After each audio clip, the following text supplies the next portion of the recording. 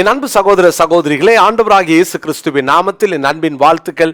இன்றைய முத்து எனும் இந்த சிறிய தியானத்தின் மூலமாய் மறுபடியும் உங்களை சந்திப்பதில் மகிழ்ச்சி அடைகிறேன். எனக்கு அருமையான தேவனுடைய பிள்ளைகளே, ஆவிக்குரிய வாழ்க்கையில் வளருவதை குறித்து நாம் அதிகமாக தியானித்து கொண்டிருக்கிறோம். ஒவ்வொரு நாளும் தேவன் உங்களுடைய வாழ்க்கையில் அதிகமான வளர்ச்சியை எதிர்பார்க்கிறார். நிச்சயமாக வளர்வதில் அதிக கவனம் செலுத்துங்கள். ஒவ்வொரு நாளும் வளரணும். நம்ம இன்னும் குழந்தைகளாக இருந்த நாட்கள் போதும், இன்னும் பூரணராகும்படி கடந்து போவோமாக. இன்றைக்கும் எபேசியர் 4 அதிகாரம் 11 வாசிக்கிறேன். எபேசியர் 4:11. மேலும் நாம் அனைவரும் தேவனுடைய குமாரனை பற்றும் விசுவாசத்திலும் அறிவிலும் ஒருமைப்பட்டவர்களாகி கிறிஸ்துவின் நிறைவான வளர்ச்சியின் அளவுக்கு தக்க பூரண புருஷராகும் வரைக்கும். இங்கு வாசிக்கிறோம், சபையில் ஆண்டவர் இந்த 5 விதமான ஊழியங்களை வைத்திருக்கிறார். எதற்காக? அங்கே 11 வாசிக்கிறோம், தேவனுடைய குமாரனை பற்றும் விசுவாசத்திலே வளருவதற்காக. இன்றைக்கும் விசுவாசத்திலே வளருங்கள். நம்ம ஒரு காலகட்டத்தில் நமக்கு இருந்த அந்த ஸ்ட்ராங் ஃபெய்த், அந்த உறுதியான விசுவாசம், கொஞ்சம் உலக பிரகாரமான அறிவும் ஞானமும் நமக்கு கிடைச்ச உடனே நம்ம மூளையை யூஸ் பண்ணணும் அப்படின்னு நிறைய நேரம் பேசுவோம். என்னதான் நம்ம விசுவாசத்தை குறித்து பேசினாலும் சில நேரங்களில் கர்த்தர் நமக்கு அறிவை தந்திருக்கிறார்ல அப்படின்னு நம்ம நிறைய நேரம் யோசிப்போம், பேசுகிறோம்.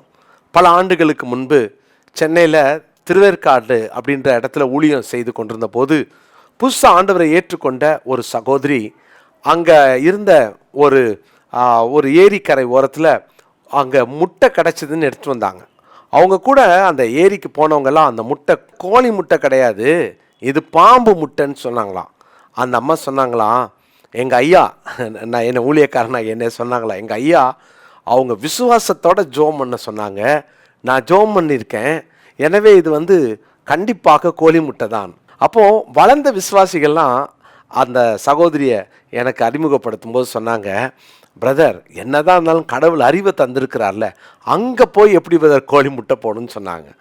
இதை வேற இந்த முட்டையை கொண்டாந்து என்கிட்ட வேற கொடுத்து கொஞ்சம் ஜோம் பண்ணி கொடுங்கன்ட்டாங்க. எனக்கு எப்படி ஜோம் பண்ணுன்னு தெரியல. ஏன்னா எனக்கு ஒரு பக்கம் பயம், இது ஒருவேளை பாம்பு முட்டையாக இருந்தால் என்ன பண்ணுறதுன்னு.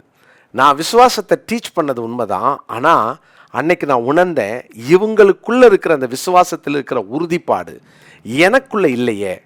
பாருங்கள், அவங்க அந்த கோழி முட்டையை கொண்டு போய் அடக்காக்க வச்சு குஞ்சு பொறிச்சு அதை ஒரு நாள் எனக்கு விருந்து வச்சாங்க. ஐயா பாருங்கள், நீங்கள் ஜோம் பண்ணி கொடுத்தீங்க, எல்லாரும் என்ன சொன்னாங்க பாருங்கள், நீங்கள் ஜோம் பண்ணீங்க, நான் விசுவாசித்தேன் அப்படின்னு கர்த்தரை மகிமைப்படுத்தினாங்க.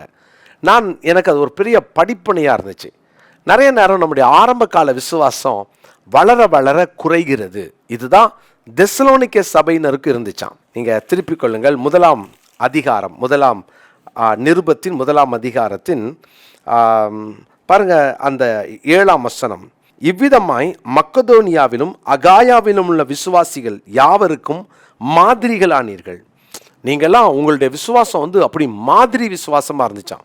அந்த மாதிரி ஒரு விசுவாசத்தில் இருந்தாங்க. உங்கள் விசுவாசம் பிரசித்தமாயிட்டுன்னு 8 வாசிக்கிறோம். பாருங்கள், 8 எப்படி எனில், உங்களிடத்திலிருந்து கர்த்தருடைய வசனம் மக்கதோனியாவிலும் அகாயாவிலும் தொனித்ததும் அல்லாமல் நாங்கள் அதை குறித்து ஒன்றும் சொல்ல வேண்டியதாயிராமல் தேவனை பற்றின உங்கள் விசுவாசம் எங்கும் பிரசித்தமாயிற்று. இந்த மாதிரி 1 தெசலோனிக்கேயர் 1 அதிகாரம் 8 இவ்வளவு மெச்சிக்கொண்ட பவுல் 3 அதிகாரம் 10 பாருங்க, உங்கள் முகத்தை கண்டு உங்கள் விசுவாசத்தின் குறைவுகளை நிறைவாக்கும் பொருட்டு இரவும் பகலும் மிகவும் வேண்டிக் கொள்ளுகிறோமே. என்ன பிரச்சனைனா, இப்போ உங்கள் விசுவாசம் குறையுது. ஏன்னா சூழ்நிலையை பார்க்க ஆரம்பிச்சிட்டிங்க. இப்போ உங்கள் விசுவாசம் தள்ளாடுகிறது. கேட்டுக்கொண்டிருக்கிற தேவனுடைய பிள்ளைகளே, இந்த நாளில் உங்கள் விசுவாசம் வளர்ந்துருக்குதா குறைஞ்சிருக்குதா? விசுவாசம் வளருவதற்கு நீங்கள் அதிகமாக வேதத்தை படிங்க. தேவனுடைய வார்த்தையை கேட்க கேட்க விசுவாசம் வளரும். ஜெபிக்க ஜெபிக்க விசுவாசம் வளரும். விசுவாசத்தில் வளருகிறதற்கு பிரயாசப்படுங்க. அதிகமான தேவனுடைய வார்த்தையை கேளுங்க. அப்படி நீங்கள் ஜெபிக்க, வேதம் வாசிக்க, தேவனுடைய வார்த்தையை கேட்க பழகும் பொழுது உங்கள் விசுவாசம் வளரும். சூழ்நிலையை பார்த்து திட்டமிடாதீங்க. சூழ்நிலையை பார்த்து நீங்கள் ஒரு சூழ்நிலையில் எனக்கு இனிமேல் நடக்காது அப்படின்ற நிலைமைக்கு வராதிங்க. விசுவாசத்தில் நம்ம நிற்போம், விசுவாசத்தில் வளருவோம். கிறிஸ்துவை பற்றின அந்த விசுவாசத்தில் ஓங்கி வளர கற்றுக்கொள்வோம். லூக்கா 17 அதிகாரத்தின் 5ஆம் வசனத்தில் நான் வாசிக்கிறேன். லூக்கா 17ஆம் அதிகாரம் 5ஆம் வசனம். அப்பொழுது அப்போஸ்தலர் கர்த்தரை நோக்கி எங்கள் விசுவாசத்தை வர்த்திக்க பண்ண வேண்டும் என்றார்கள். எங்கள் விசுவாசத்தை வர்த்திக்க பண்ண வேண்டும் என்றார்கள். கடுகளவு விசுவாசம் போதும் அப்படின்னு சொல்கிறார்.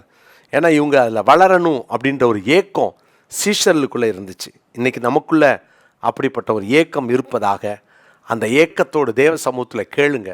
அடுத்தது சொல்கிறாரு, அதற்கு அவர் கடுகு அளவு விசுவாசம் உங்களுக்கு உண்டாயிருந்தால் நீங்கள் இந்த காட்டத்து மரத்தை நோக்கி நீ வேரோடு பிடுங்குண்டு கடலிலே நடப்படுவாயாக என்று சொல்ல அது உங்களுக்கு கீழ்ப்படியும். இன்றைக்கி இந்த வசனத்தை மனப்பாட வசனமாய் குறித்து கொள்வோம். லூக்கா 17:6. லூக்கா 17:6. நம்மளும் விசுவாசத்தில் வளருவோம். சூழ்நிலையை கண்டு உங்கள் விசுவாசத்தை இழந்துடாதீங்க. விசுவாசத்தில் நில்லுங்க. விசுவாசத்தில் வளர பிரயாசப்படுங்க. ஜெபம் இல்லாமா? நல்ல தகப்பனே, விசுவாசத்தினால் உண்டாகாத யாவும் பாவம் என்று வாசிக்கிறோம். நாங்கள் விசுவாசத்திலே வளர, சூழ்நிலைகளையெல்லாம் தாண்டி விசுவாசத்திலே வேரூன்றி நிற்க எங்களுக்கு அனுக்கிரகம் செய்யும். இந்த நாளுக்காக நன்றி. இந்த வார்த்தையை கேட்ட நம்முடைய பிள்ளைகள் விசுவாசத்திலே வளர்கிறவர்களாய் ஆண்டவருக்காக ஆண்டவரே நிற்க கிருபை பாராட்டும். இயேசுவின் நாமத்தில் ஜெபிக்கிறோம் நல்ல பிதாவே, ஆமென்.